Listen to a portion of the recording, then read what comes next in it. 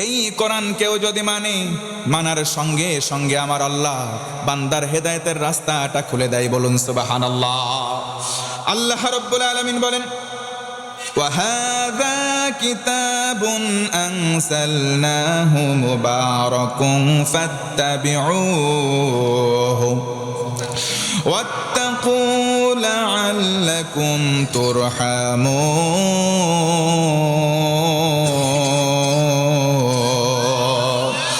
আমার আল্লাহ ডেকে ডেকে বলেন, ও গোলাম, আমি এই কিতাবকে নাজিল করলাম বরকত দিয়ে, এই কিতাবের মধ্যে বরকত দিলাম। ও মুসলমান, বলেন তো কোরআনটাকে বরকত দিয়ে ধন্য করেছেন কে? আল্লাহ তাআলা বললেন, কোরআনকে বরকত করে দিলাম, এই কোরআন দিয়েছেন আমার আল্লাহ। ও মুসলমান, বলেন তো আল্লাহ আমার রব, আল্লাহ আমার সব, এই কথা কি আমরা স্বীকার করি? কেউ যদি স্বীকার করে নাই, আল্লাহ তুমি বরকতের কিতাব দিলে, তুমি আমাদের রব, তুমি আমাদের সব, আল্লাহ বলেন কথা বলতে দেরি, দুইটা পুরস্কার দিতে আমি আল্লাহ দেরি করব না। ইন্নাল্লাযীনা ক্বালু রাব্বুনাল্লাহু সুম্মা ইসতাকামু তাতানাজ্জালু আলাইহিমুল মালাঈকা আল্লা তাখাফু ওয়া লা তাহজানু ওয়া আবশিরু বিল জান্নাতিল্লাতী কুনতুম তুআদুন।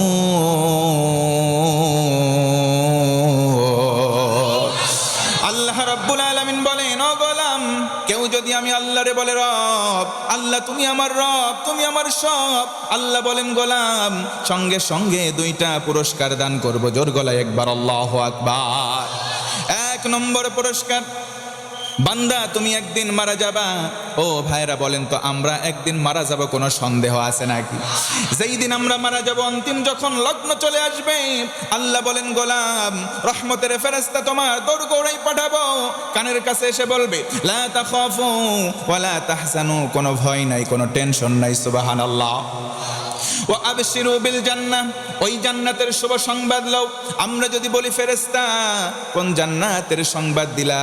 আল্লাতী কুনতুম তুআদুন, ওই জান্নাতের শুভ সংবাদ গ্রহণ করো। ও আল্লাহর গোলাম, ওই জান্নাতের শুভ সংবাদ লও, যেই জান্নাত ওই যে আলমেয়ার ওয়াহাদে তোমাদের রব তোমাদের সঙ্গে করে রেখেছিলেন। জোরে বলুন সুবহানাল্লাহ।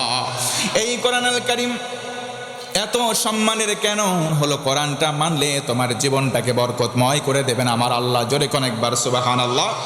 আল্লাহ রাব্বুল আলামিন আরো বলেন, ফামান তাবিআ হুদায়া ফালা খাউফুন আলাইহিম ওয়ালা হুম ইয়াহজানুন।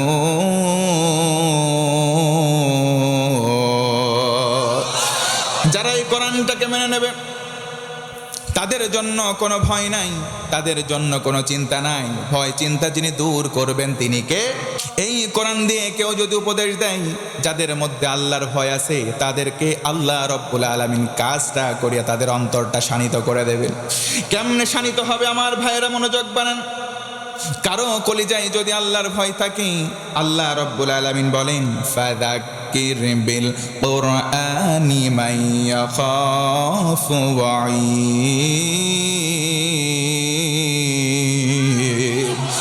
যাদের কলিজার মধ্যে আল্লাহর ভয় থাকবে, আমার আল্লাহ বলেন তাদের কাজে দেবে কোরআনটা। কোরআন কাজে লাগাতে হলে ভয় থাকার দরকার আছে না নাই? আল্লাহর ভয় কলিজায় থাকার দরকার আছে না নাই? আল্লাহ রাব্বুল আলামিন বলেন, অন্তরের মধ্যে যদি আল্লাহর ভয় থাকে, কোরআনটা ঔষধ হিসেবে কাজে লাগবে। আল্লাহ বলেন, ওয়ালামু, বান্দা জেনে রাখো, ওয়ালামু, বান্দা জেনে রাখো, আন্নাল্লাহা মাআল মুত্তাকিন, তুমি যদি তাকওয়াবান হও, দুনিয়ায় তোমার সঙ্গী কেউ নাই, আমি আল্লাহ তোমার সঙ্গী হয়ে যাব। আল্লাহ রাব্বুল আলামিন অন্য আয়াতে বলেন, কেউ যদি তাকওয়াবান হও আমি আল্লাহ সঙ্গী হব। অন্য আয়াতে বললেন, তুমি যদি ঈমানদার হও আমি তোমার বন্ধু হব। সুবহানাল্লাহ বলেন।